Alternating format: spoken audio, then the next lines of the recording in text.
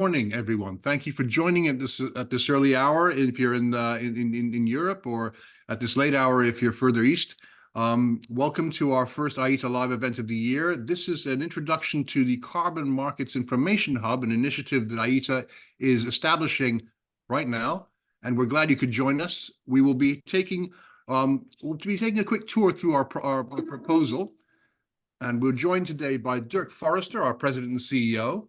By Andrea Abrahams, who's the Managing Director of Voluntary Carbon Markets at IETA. Sandeep Roy Chowdhury is co-founder of VNV Advisory Services. And Mark Downs, our Communications Director here at IETA. Now, I'd like to throw the floor over to Mark Downs immediately now, just to give you an introduction to the Carbon Markets Information Hub. Mark, the floor is yours. Thanks very much, Alessandro, and thanks everyone for joining us today. This is really an exciting time for IETA.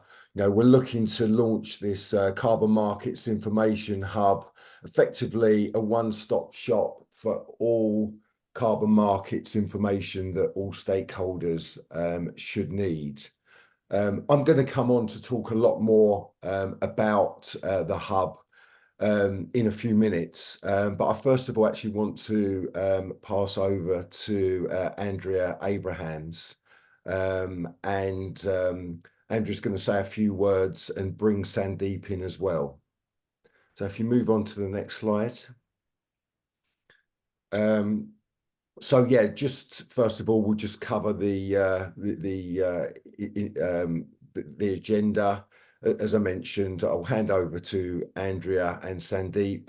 I'll then talk about the hub's objectives and work streams. And then if we can get Dirk on the line, and I know he's there somewhere, but just trying to join in another link, then you'll hear some words from our CEO, Dirk. So without further ado, if we go to the next slide, and over to you, Andrea. Great.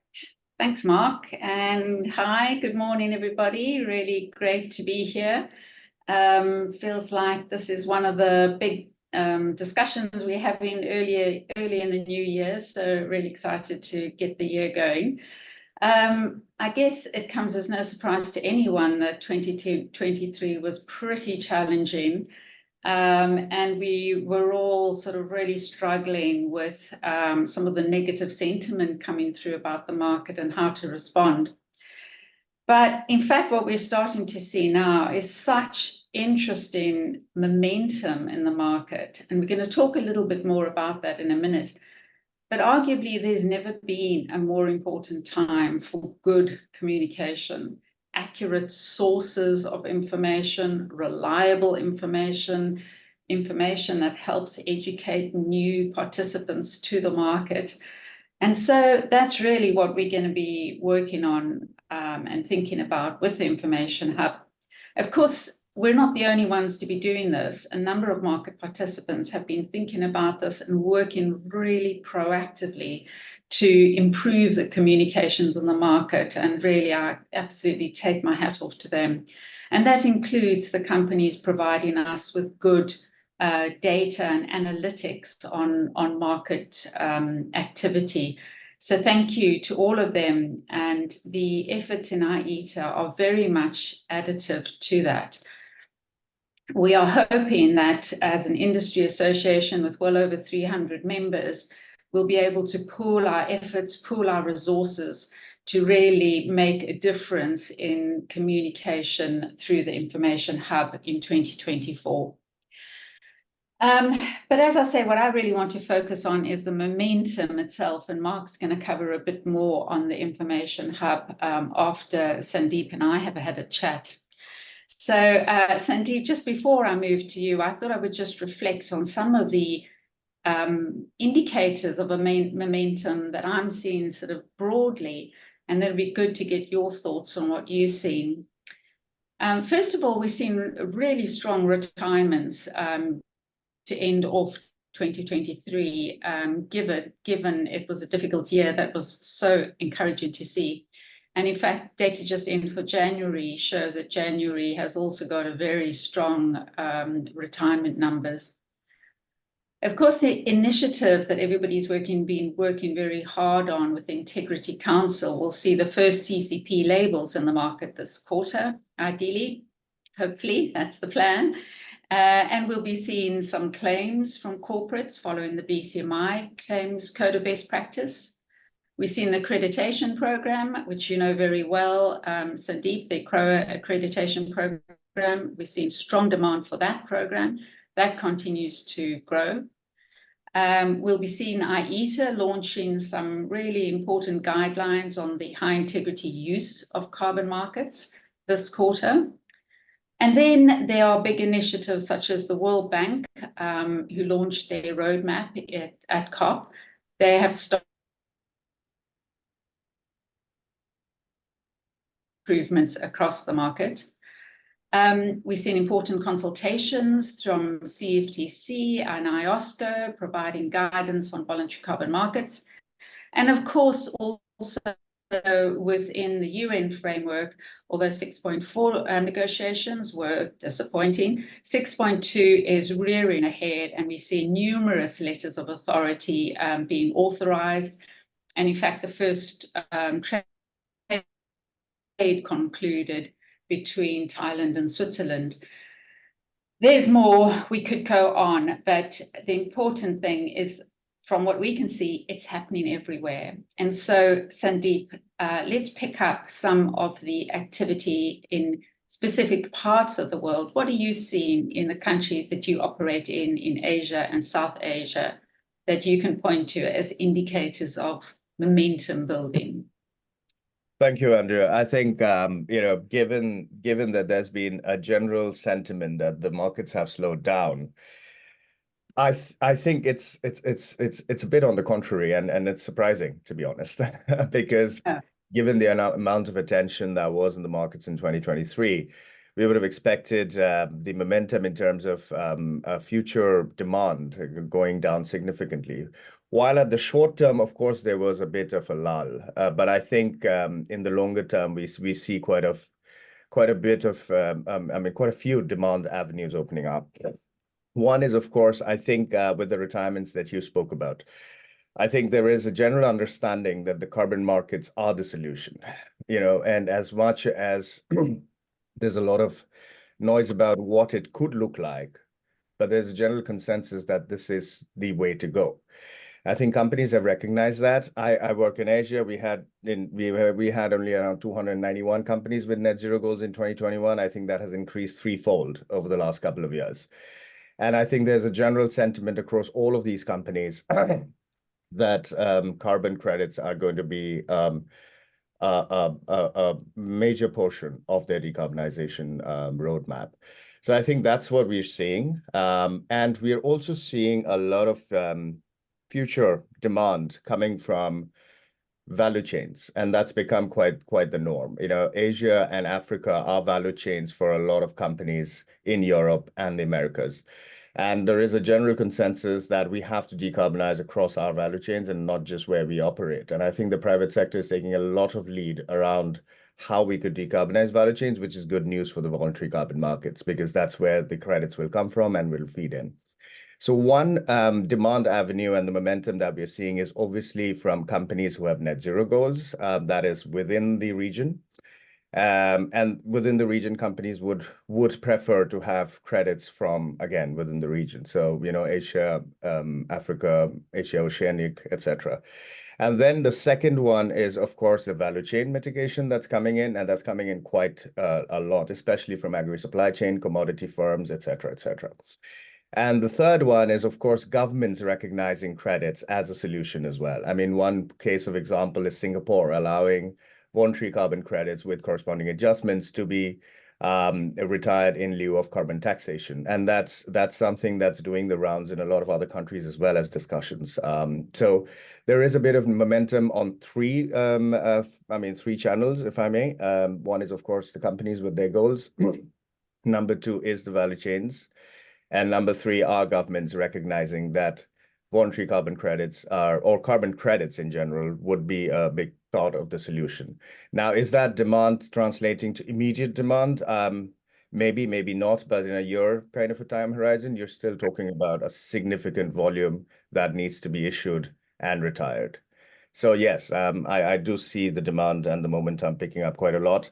And this hub is quite timely actually, because I think there's a bit of confusion about what's compliance, what's voluntary, what's the role between voluntary and compliance, how can we use carbon credits? I mean, the world has gone beyond just a carbon neutral company. I think there's so much that can be done with a ton of carbon credit. I think that education process is super important right now.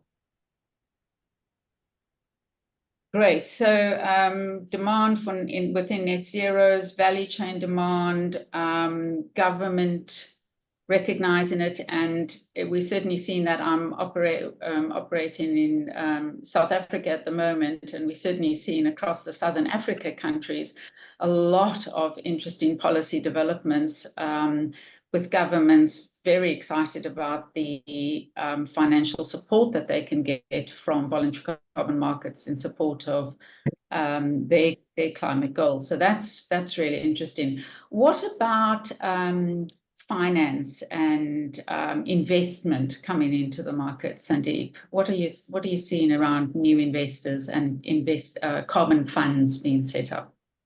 It's quite encouraging. I mean, there was obviously a period of apprehension. I think the first half of last year, there was this period of apprehension saying, am I putting my money in the right place or the right asset class, so to speak? But I think that recognition from those three channels of demand has come into the financial sector as well. I mean, in fact, I had a couple of meetings with financial asset managers who are like, look, I mean, yes, we are concerned about the reputational risk, but this needs to be done. So maybe it's time to really pull up our socks and figure out what's good within the markets, and then put our money to work. So I do see the investment. I mean, I think it's going to be more careful with more due diligence, which is, I don't think that's the worst thing in the world. So I think it's going to be more careful money, but I think there is a lot of recognition that this is the way forward. There have been various funds announced, and the World Bank's quite behind it quite a bit in terms of mobilizing a lot of money around why this is important. I think we all have to recognize that carbon markets is important. It's one of the decarbonizing climate finance tools that has in fact worked. And result-based financing is the prime example of result-based financing. I don't think there's any other tool out there which is so result-based. So I think that recognition has gone through to a lot of fund managers as well. So yes, I do see a lot of funding coming in, but I think it will be thematic funding. I don't think these are going to be pooled carbon funds the way we used to see. So there will be, blue carbon bonds coming in with the carbon markets. There would be, CDR bonds coming in specific to technology. So I think the world has changed in the terms of just being a carbon finance fund to being a more thematic carbon finance fund. We were just talking the other day about a methane-led fund as well. So there would be different kinds of GHG gases versus technologies versus, region-specific funds as well that would be coming in. But I think that's good for the markets at large. So I think there will be fragmentation of funding, and I think the pie of the funding will increase significantly over the next few years, given that now governments are on board. And that was the big clincher. I think that what you mentioned about South Africa, what I spoke about Singapore, I think these send signals to other governments that the carbon markets are something they need to look at extremely seriously, and not just look at public climate finance, because private sector is going to be the way to move forward in this fight. I mean, I think that's incredibly encouraging. But of course, the job's not done yet. And sort of touching on policy side, not all policy is developed in a way that is attractive to investors, and so there's work to be done, I suppose, on helping governments understand what the market considers anyway as good policy. And then I think we've just been doing some research with allied op-eds to support the IETA guidelines on the high integrity use of carbon credits. And part of that modeling work shows that really there are an awful lot of companies who have not yet set net zero targets. So when we talk about carbon markets supporting the delivery of net zero, well, first and foremost, you need a net zero target. So I guess bringing that back to the information hub, there's also information needed to support increased ambition. I agree. I agree. And I think there's information needed as well on market entry. You may not have a net zero goal, but you want to see what carbon credits can do for you. And I think that knowledge as well. I mean, I think what we're seeing is a little bit of apprehension as a barrier to entry into the markets. And that is something that I think information hubs will really help with. Because we need more and more players into the market. I mean, what we're talking about today are matured buying sectors, the sectors that have been in the markets for a while. I think for a market to grow and grow well, I think we need newer entrants. And I think that's where information is very, very important. I mean, we meet so many companies saying that we acknowledge that carbon credits is the way to go, but how do we ensure our reputational risk is intact? Our reputational risk is intact. And I think that's where a lot of focus has to go to. I mean, we talk about ICROA, ICVCM, VCMI, and all of these things, looking at 3 different levels of checks in terms of ICROA, looking at the transaction side or the standard side. And then we have the VCMI on the claim side and ICVCM on the supply side. I think all of these 3 have to interact together to actually get some information going for new entrants into the market, because I think that's where the future is as well. Absolutely. So just last question, and I'm going to ask the audience as well to answer this in the chat. What would you say are the 3 most important things you'd like to see from the information hub, pieces of information? What would you say are the priorities? One of the priorities, Andrea, would be the use. I mean, a carbon credit is a unit. Now, what you do with that unit, there's a lot of confusion about what you can do with that unit. I think, whether you can offset, what can you do in terms of taxation, in terms of compliance, or the blurred line between the compliance and the voluntary, et cetera, et cetera. So I would really like to see something that breaks it down for a newcomer into the market on what it can do. I think there's a lot of confusion around that. Number 2 is, I think governments have to be educated a bit because of the churning of government officials in the global south where we work in. You may have a bureaucrat in a government who knows all about carbon markets, but he gets transferred after 6 or 7 months, and then what? So there has to be a hub, an information path where we can just go and say, now, this is part of your orientation, if I may, So that's really important, because otherwise we would not have continuity of knowledge. One thing is to share the knowledge. One thing is the continuity of the knowledge. And I think that's what I would like to see, is to have a continual manual sorts of things, because we need governments engaged in these markets. This is not going to work otherwise. So I think these are 2 pieces, more for the private sector to understand what a credit can do. And on the public sector, again, understand what a credit can do, because the credits can be used in various ways. It could be used for 6.2, it could be used for your domestic decarbonization, it could be used just for your communities to access climate finance. So that understanding is what ideally I would like to see, Andrea. Yes. Very clear. Thank you very much, Sandeep. And I'm now handing back to Alessandro, Mark, sorry, not sure, but thank you very much. Mark, back to you. Thanks very much, Andrea and Sandeep. That was really insightful and, excellent context for the absolute essential need for the hub. Alessandro, do you mind moving to the next slide, please? So yeah, now I'm going to move on to the actual hub objectives and the 5 work streams that we've identified for the hub. So if you move to the next stream, please, next slide, please, Alessandro. So before I dive into this slide, I think there's just a few comments that I would like to make. And just really picking up on Sandeep's point, absolutely. What we see out there is confusion between compliance and voluntary, confusion in terminology, etc. So one of the things that we're absolutely keen to do for this hub is make sure that we talk about the difference between compliance and voluntary and get some really good factual information out there in the public domain for all audiences to see and absorb. And I think I mentioned that point because, as Andrew mentioned, there's a great coordinated effort going on looking at various areas where, you know, we can improve communications across the industry. And I think, you know, this element of the Carbon Markets Information Hub, really looking at compliance as well, is absolutely essential.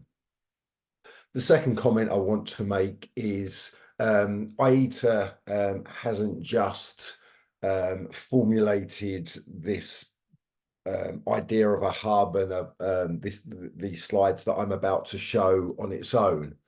Over the last few months, 6 months or so, we have been working closely with EDF, the Environmental Defence Fund, who have been very much involved in the thinking also behind the work streams that I'm going to talk about. And you will indeed see their name pop up on the slides on very specific areas where we are looking to work with them. And I think my final point is, before I dive straight into this slide, is, you know, carbon markets are evolving. Even the compliance market and the voluntary market, it's on a continuous improvement journey. So I like giving the example of mobile telephones. When the Nokia telephone first came out, everyone thought it was brilliant, brilliant mobile phone, served its purpose. But over the years, and then the iPhone came out, the iPhone 1, etc., came out, that was brilliant. And technologies have just evolved and evolved over time. We're now up to what, the iPhone 15, and it will continue evolving. That is exactly like carbon markets. So methodologies, practices are improving all the time. So that's a really essential point. Okay, the hub objectives. So you'll see here, we want to be realistic. We know there is anti-market, anti-voluntary carbon market sentiment out there. We have to recognise that that's there. But our role as the hub and IETA and the other stakeholders that will work with us will be about rebalancing and putting factual, strong information in the public domain that rebalances the public conversation on compliance and voluntary markets, to provide factual information showing the essential role, as Sudeep said, of delivering net zero and other societal benefits.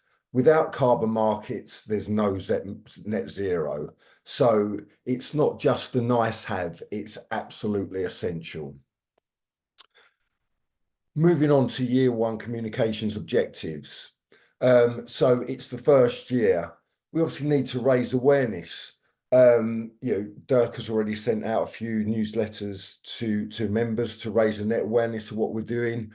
We've been having lots of one-to-one conversations. We have webcasts today that are being recorded and will be disseminated. So there's a lot of work that will be going on to raise awareness of the hub, that we want to set it up.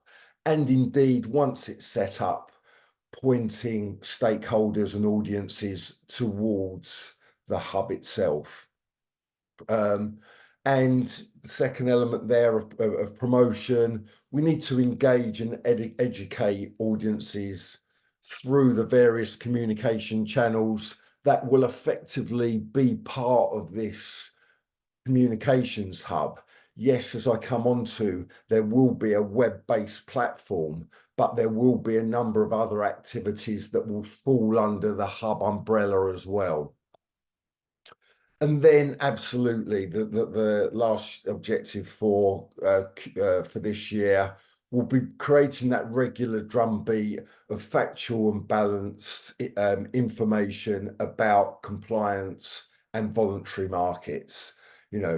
positive stories, the excellent work that is already going on out there.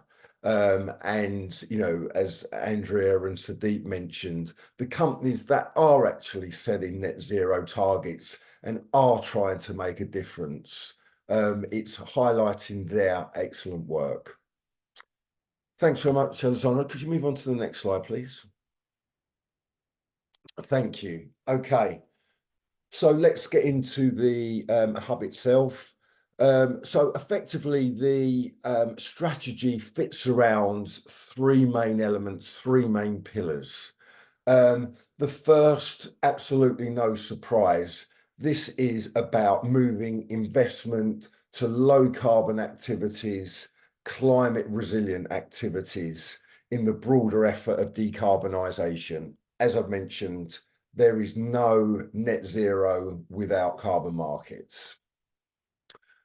The second element is looking at the wider benefits that investment and carbon credit brings around promoting biodiversity and the social case of carbon markets. And we all see that with the excellent work that happens with cook stoves and a lot of other excellent community benefits that are out there already happening as a result of carbon credits and investment. So let's really bring those out, bring those to the fore, recognizing also that not everything is perfect. As I mentioned, we're on a continuous improvement journey, and we do need to show that humbleness, humility as well. But let's show that there are benefits out there, there are beneficiaries, that this is changing lives, and let's make sure we're talking about that. And then again, Sandeep and Andrea picked up on it about communicating and normalizing the behavior of buying high quality credits. Sandeep mentioned it, we want new market entrants, but absolutely we want those new market entrants hitting those high standards as well, and making sure that we're normalizing, and there are high quality credits out there, and they're the ones that are being purchased. Okay, I'll be going on to the 5 work streams in a bit more detail, so I'll just give a little overview here. The first element is how we've described it as the foundation content. So this will be the web-based information. I'll come on to talk more. The second element, IETA's bread and butter, what it's been doing for years, but even better, around advocacy, working with EDF, other stakeholders on policy positions, and sharing those with policymakers. The third element, this is really media and digital. This is the more proactive communications element that we are looking to develop. And I'll obviously talk more about that. The fourth element, absolutely essential, around getting good quality research. There's already a lot of good quality research already out there. It's leveraging that, making sure that information is fed into workstream 1, that it's out there on the web, people can go to it, but also commissioning new research with obviously the evolving journey that carbon markets are on. And then the fifth element around what I describe more as proactive education. So those that want, have looked on the website and think, yeah, I need to and want to know more about carbon markets. So there's more proactive education that they and networking that they can do with webcasts, seminars, e-learning, etc. So that's a very high level overview. Alessandro, can you move on to the next slide, please? Okay, let's now talk a little bit more about the foundation content element. Next slide, please, Alessandro. Thank you. So you'll see here that I have put a box in there in terms of, the percentage roughly that we think at the moment of the money that we're looking to raise that will go to each of the 5 elements. Here we're thinking around 20%. So as I mentioned, this is about having excellent information, one-stop shop, all in one place. Might have links to other excellent websites that are out there, like the World Bank, ICAP, etc. We might ask to repackage some of that information that they've got, but essentially, all stakeholders, students, everybody will be there to know, yeah, there's a carbon markets information hub. Let me go to there. Journalists, etc. An excellent resource for them. As I say, it's going to cover compliance and voluntary, and it will have, you know, fact sheets, etc. But it's going to have some exciting, engaging infographics and videos, etc., that people can read, digest, and watch at their leisure. Moving on to the how column. So already mentioned it's web-based. We're also looking at utilising that web-based platform to set out, obviously, not just factual information. There's also going to be, policy milestones that we're looking at. Obviously, IETA follows policies that are evolving, being developed, coming out. We'll be sharing that information for all to see, so that there's a nice timeline for all stakeholders to know what's coming and what IETA and other stakeholders are monitoring. We've also identified a strong need for translation services. There's a lot of information out there already. We want to pull that together, and a lot of it is written in English. We need to diversify that. English is not the only it's not the only language. So that's an essential element for us. You'll see the key audiences. It's really anyone with an interest in carbon markets at this level. And our collaborators. So we're already in discussions with an excellent organisation called CarbonWise. They're already doing a lot of work, setting out and putting out factual information. We're looking at really partnering with them, creating the platform, and developing it a lot more, so it's an excellent resource for all. Let's move on to the next slide, Alessandro. Okay, next, advocacy. As I've described this is absolutely, for many, many years, it's IETA's 25th anniversary this year, which we're very excited about. IETA's been doing advocacy for the last 25 years, and this is really about supporting and reinforcing that advocacy even further.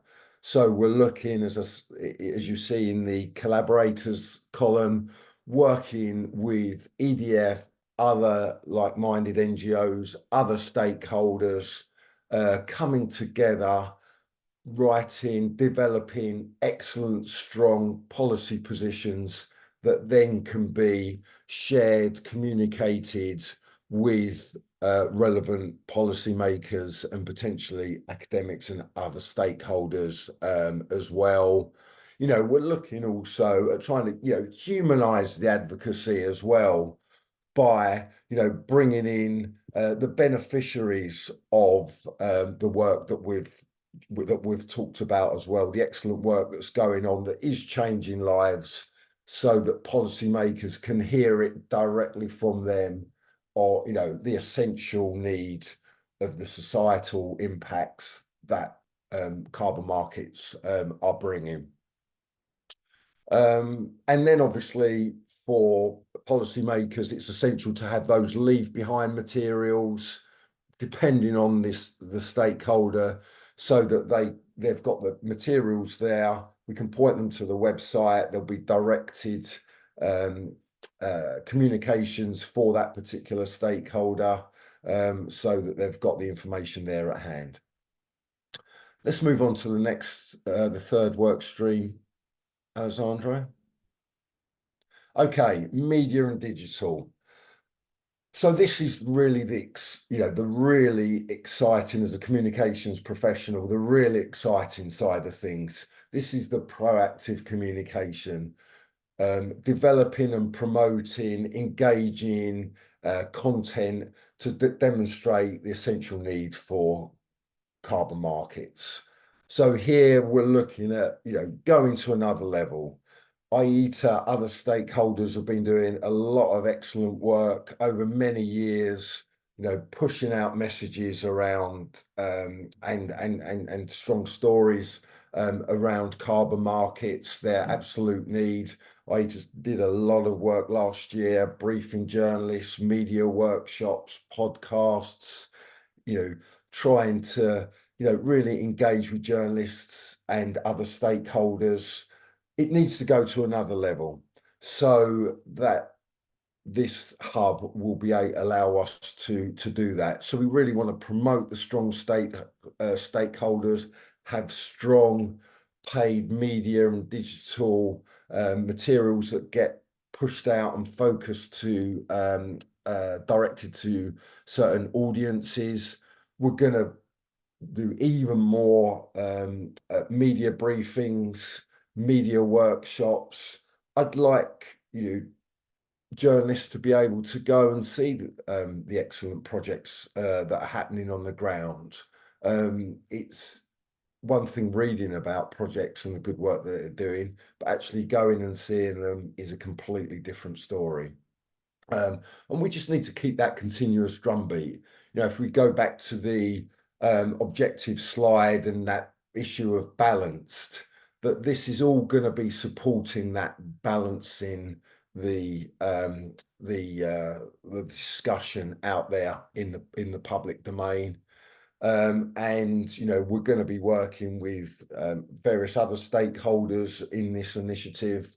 And as I mentioned at the start, EDF are very keen for us to work with them and develop a number of communications channels and joint work with them. Okay, move on to the next one, please, Alessandro. Research. So as I mentioned, a lot of excellent research already out there. We need to make sure that that is known. As I mentioned, research, the market is evolving, hence research will change and evolve as well. So here it's about leveraging the existing but commissioning good research. Again, in many ways, IETA has been working with a lot of academic institutions in the past, Harvard, Maryland, etc. You see the excellent reports that IETA and those academic institutions have put out over the years. But there's even more that we can and should be doing to really looking at good quality research and why we need carbon markets. So yeah, I won't run through any more on this slide apart from to say all the excellent research that's out there that we will commission will infuse the previous three messages, the previous three work streams that I discussed, and help bolster and improve the knowledge in those areas for all stakeholders as well. Okay, the last work stream, Alessandro, please. Education. So, of course, there's going to be the web-based content. That'll be excellent. That will have interactive videos, excellent infographics, etc. But then if stakeholders want to dive deeper, then we need some more proactive education. So what we're looking at here are more webinars, more web podcasts. IETA have been involved in podcasts last year. Over the years, we worked very closely with the Smarter Markets podcast last year at our New York summit, where there were 35 podcasts recorded and disseminated. We just need more than that and getting to the right audiences as well. We're looking to hold seminars, an e-learning program, and really using our events, the excellent summits, the regional summits that we put on that already have excellent attendance, bringing even more stakeholders and audiences to those summits to, learn from each other, share information, not just in the formal aspects of the summits themselves, but the excellent conversations that happen in the business areas, over coffee, over lunch, attracting people to those fantastic events that are run by IETA and in collaboration with a number of partners, including ICAP, with a number of sponsors, and it certainly wouldn't happen without those supportive sponsors. Move on to the next slide, Alessandro, which I think is the last one from me. You'll be probably pleased to hear.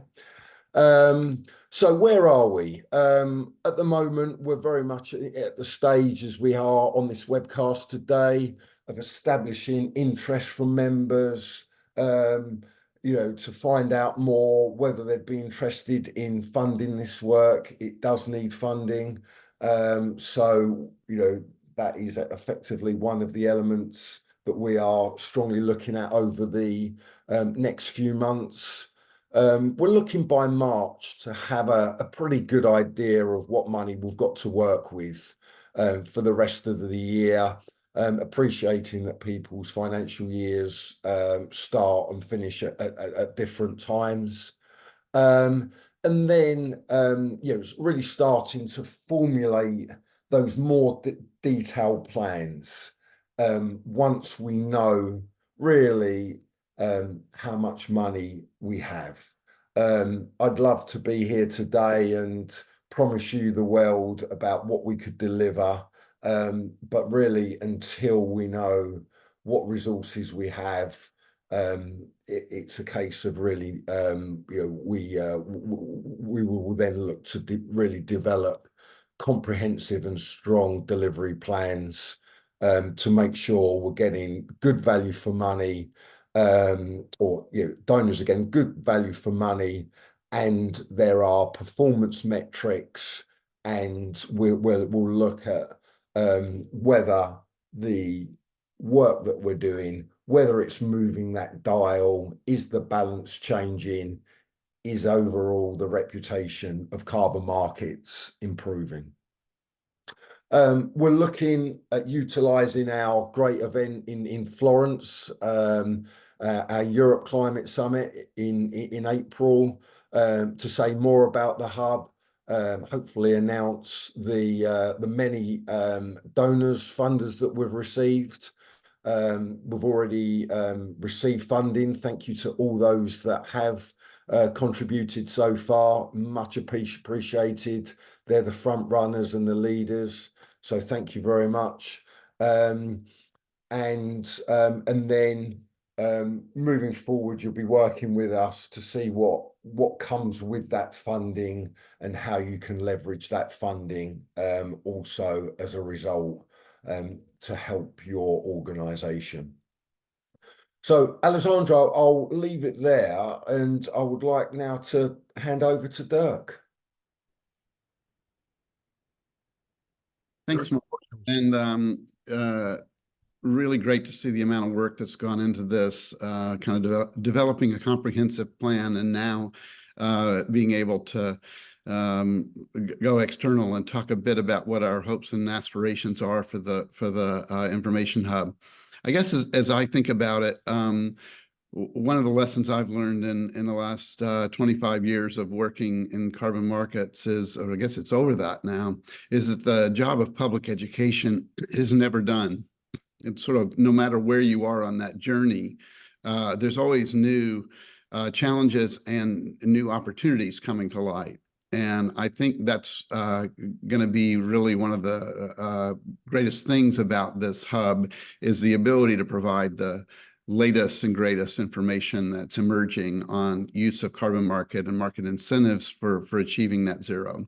And I guess I wanted to just to put a finer point on the ask here at the end of this discussion. First of all, as you can tell, we're in fundraising mode. Most of this is directed at IETA members, but we're not limiting this to IETA members this time. We'll be looking to find financial support wherever we can find alignment with our interests and goals. But secondly, it's not just the money that matters. It's also understanding what the emerging needs are. It's a big world out there. And I was really delighted, Sandeep, that you could join us because you live and work in one of the large emerging markets that's exploring how it's going to use carbon markets to help achieve its next level of ambitions. Brazil is also, so Sandeep's from India, but Brazil is also developing a program this year. When you get large jurisdictions from the global south that are now looking at embracing carbon markets, South Africa's already been there, Chile, Colombia, Mexico. There are many opportunities, but all of them have a need for understanding the broader framework that they're going to operate within. And all of them have the interest in learning from how others have grappled with some of the thorny questions. So our hope is that this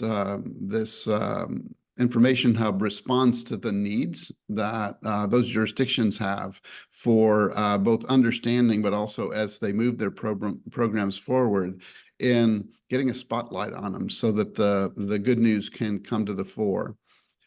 So I guess you guys online with us today can help us in understanding the emerging needs, sort of where the movement is going and what the information needs are that we need to respond to. And the final one that's probably the most important is really bringing the human stories forward.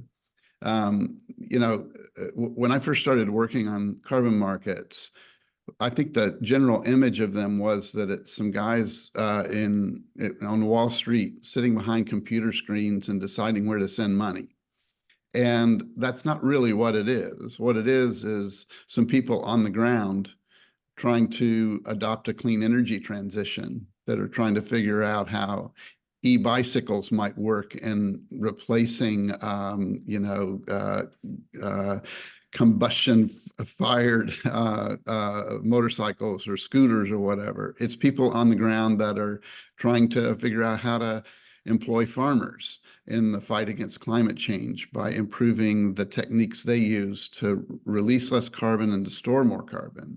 It's people trying to find ways to cook cleaner. And you know the full array of them, but bring that human face forward, but also the real difference that the finance coming from carbon markets can make in real people's lives. We need to bring that forward so that it's accessible, because those of us that have the privilege of getting out to the field now and then, we know it, but we haven't communicated it well enough.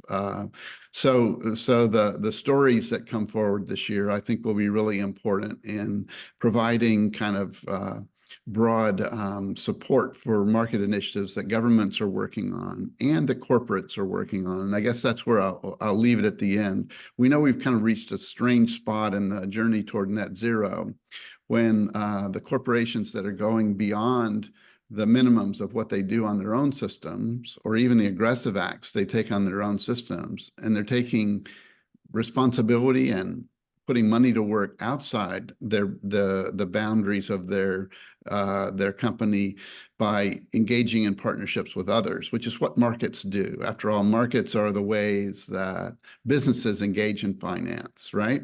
That's just the way it works in the world today, is that businesses cooperate through markets. And we don't tell that story well enough because right now there's so much shaming of those corporates that do step forward and try to do the right thing, as opposed to those that sit on the sidelines and don't do anything. So we need to improve the context, I guess the public information context that we work within, so that people understand that fundamental benefit that markets bring. So, Mark, with that, I'm going to close and just say, really, thank you all for attending, and I hope you'll get in touch with us on ways that you can plug into this and be a part of the change that we're trying to inspire. With that, I'll pass back to Mark and Alessandro. Thank you. Thanks, everybody, for joining us this morning. If you'd like to know more about the Carbon Market Information Hub, please reach out to Mark Downs. The email is on your screen, and we can give you all the information you need to make a decision whether or not to support the project going forward. But thank you all. Thank you to our panelists for joining us this early morning. And we will be back presenting this information a second time later on today if you'd like to join us again. Otherwise, thank you and have a great rest of your day. Thanks for coming.